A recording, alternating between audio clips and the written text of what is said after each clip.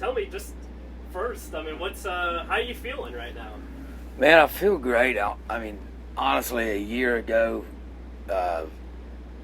these past 2 weeks would have absolutely killed me.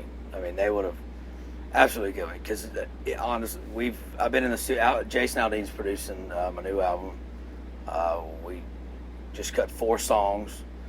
Last week we tracked, or the week before we tracked. This past week we've done vocals, and he was pretty hard on me. And we had band rehearsals because we started the Brad Paisley tour with him and Maddie and Tay's opening on the tour, and excited about getting back out there. But we were in the studio so much the whole entire week, just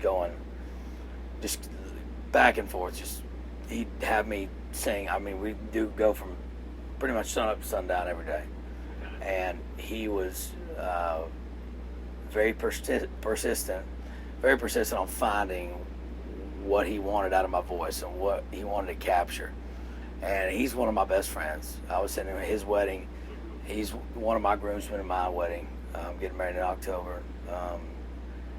So we're pretty blunt with each other, and we're both smart, you know what's, but we have fun with each other, and that's what makes country music special, and really get some good stuff in the studio. So we've been doing that.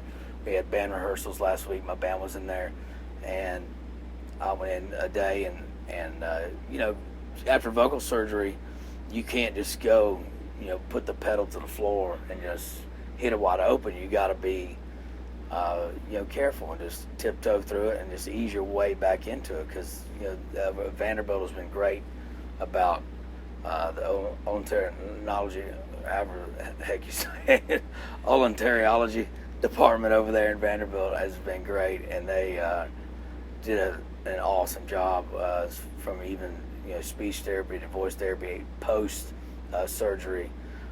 Said I healed faster than a lot of people he's ever seen heal. Not only did I get back my range that I had before, but I got 5.5 notes higher than I've ever been able to sing. So it's pretty remarkable. It was definitely a godsend. So I was relieved after finding that out, because going in there and getting operated on and not being able to talk for probably a total of 4 weeks, the first time you speak, it's a little scary, isn't it? It's nerve-wracking. I mean, you don't know what's going to come out. I mean, I didn't know if I was going to come out sounding like Whitney, like Mariah Carey or something. And I pride myself in my voice. I love the stylists. My stepdad played with George Jones. I like the John Andersons, the Jones, the Merle Haggards. I pride myself on sounding different, and I have kind of a unique voice. And I was afraid, is it going to come back? And it did, and it came back even stronger. So I am, just jacked about getting back on tour, and not only that, just being downtown Tootsie's to. I'm a people person. I love the fans. I love to be around them. Not much of a selfie taker. You ever say, surprise, surprise? My fiance is. She'll take them all day. But I think it just is. The reason we decided this place to do my first actual show back with my band, and it is my first show back playing with my band. So if I forget a ton of words tonight, or just, actually I won't forget, I'll just make them up if I don't know them. That's what I usually do. Don't be surprised, but it's pretty exciting to be back singing, and very blessed to have the voice come back. Luckily I listened to the doctors at Vanderbilt, and it was just the work they do is awesome. So it's good to be back and hit the road again and kick it off, my first show and back to where I started. Bouncing, working the door, and singing at Tootsie's. Yeah, tell me about tonight. Do you remember your first show there? And then how does that compare to this?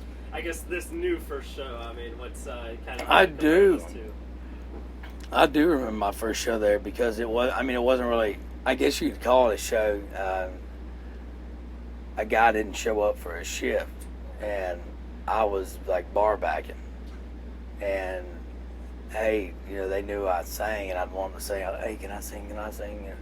He's up there, young gun, and I got up and sang, and they said, hell, just keep singing, So I kept singing, and one night a week turned into 2 nights, and 2 nights turned into 4 nights a week. So I would be down here from, I think the shift started, if I remember correctly, around 10 or 10:30 p.m. till 2:30 a.m. or longer. A lot of nights down here I don't remember as well, but we won't talk about those. We won't go there. But it was nights that ended when the daylight was starting to come out. Yeah, a lot of nights that ended at the Hermitage Cafe. I think everybody that's been to Lower Broadway knows about that. But it was a good place to. I always was like yearning for something more. I wanted to sing my own songs. I wanted to sing in stadiums and stuff, and I've been very blessed to be on some of the biggest tours in the country and be able to do that. But not a better place to cut my teeth and learn from the beginning stages of how to entertain a crowd. Yeah, I mean, the crowds, in Broadway are, it's kind of one of the more iconic places, obviously, in country music, and I guess, Music City in general. I mean, is it, do you have any nerves about tonight? Because the crowd, but at the same time, I mean, you have you had your surgery and everything, but yeah, what's tonight like? Nerves or more excitement? What do you think? It's a little bit of both, to be honest, and I don't get nervous a lot. Yeah. The only time I get nervous is when I play right over there, and that's the Ryman Auditorium. I get nervous, I've always said this, I get nervous at the Ryman Grand Ole Opry and singing at church. Because it's so quiet and everybody's just focused right on you, and that's the only. I go out there on we're doing a stadium show or something, like last year, me and Aldine or whatever, and we're doing our shows in these, and it's almost all adrenaline. So when I'm coming back, this is my first show. My biggest thing is, I'm my worst critic, and most artists are, and I don't want to let people down. They haven't heard my voice. Besides the very few people that I've played some songs I've written here over the past month when I could first start singing again.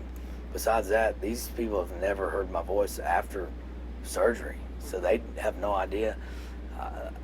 I was thinking about maybe messing with them and just coming out there and singing like all Journey cover songs or something, but we decided not to do that. But come out with some like Louis Armstrong. Yeah, like that. Come out and just start. We decided to switch it up a little bit this year, y'all. We're gonna start adding some dance moves in there, break it down. I'm gonna moonwalk. I'm gonna do the stanky leg. We're gonna do this. We added some rap in, but I don't want to put them through too much. I'll be lucky to remember all the words to all my songs because it's been a few months, but feels like a year, but it's been a few months, and a little nerves, a lot of excitement. But the cool thing is that people have been here since sound check that have drove, from 9 hours away, and I see them at all my shows. I have several fans that literally drive. If I'm within 10 hours, they will drive to the show, and that's what country music's about, and you're not going to find that in any other genre. No, you definitely can't. Talk about your new stuff, and you're talking about working with Jason just on you guys are friends, but is he just like a little bit more demanding than I guess anybody else would, just because I guess he knows you a little bit more and kind of he knows what you're capable of? Is it something like that? Yeah, working in the studio with Jason has been it's been different, and we're best friends. We're good friends. I did a song with him off the album called "Damn Good Friends," off the last album, "Suffer in Peace," and a great guy. We're very similar in a lot of ways, and I've always been a fan of his music. I've always looked up to him. When I remember singing Hicktown and Tootsie's down here when I first moved to town in 2004 or 5, and. So, sorry to him if I'm aging him a little bit here. That's not like a time warp. You're thinking of like, but you're coming up, almost, doing maybe some of his covers and stuff, and it's kind of come full circle. It's pretty weird. I mean, when you think about it, I mean, I look at him just like I'm looking at you sitting here talking to you. I talk to him just like any other person, and I talk to everybody like that. And I'll be like that till dead die. But he's the same way too. I mean, we're very blunt with each other, and that helps in the studio because he's very honest. A lot of times we're pretty very brutally honest with each other. And we just finished up our first little round of songs, 4 songs we just cut and got the vocals done, the tracks, and it's been great working with him, and he's very passionate about it. I was curious to see if he'd be full in, or if he was, because he's got some few things going on. Just a few, yeah. A couple things going on, and the cool thing about it was if it had been like another big artist I didn't really know, it'd be like they'd, radio and the industry be like, well, he's just using them to try to forward his career into that next level. And that's not the case. He approached me about it. He actually moved about 6 miles down the road from me. I live down in Chapel Hill, Tennessee, and he moved up the road from me, and I was at his birthday party, and he actually approached me about it. And I said, well, you ever produced anything before? And he said, no. I said, well, that's a hell of a resume. I mean, buddy, man, you outdid yourself there. I mean, that's I was jacking with him. I said, well, man, no, seriously, let's try it. Let's see what happens, because I love his production. He has a great ear for songs, obviously. And it's been, he does not settle with me. He pushes me, but that's what you want. And you keep, every year I try to one-up it. Every year, that's what I say. Every year, let's take it up a notch. Let's take the live show. Let's take the albums. Everything. Let's move it up a notch. And that's, I think he's someone that kind of helps drive you to. Yeah, and he has he looks for the sound, and he had it buried in his head what sound he wanted from my vocals, because he knows I have unique vocals. He wanted to hit this certain spot, and I think we did it. And I'm just excited for everybody to hear the new stuff and get it out there and get back on the road. So it has been a pleasure and humbling experience for Jason. It's been great.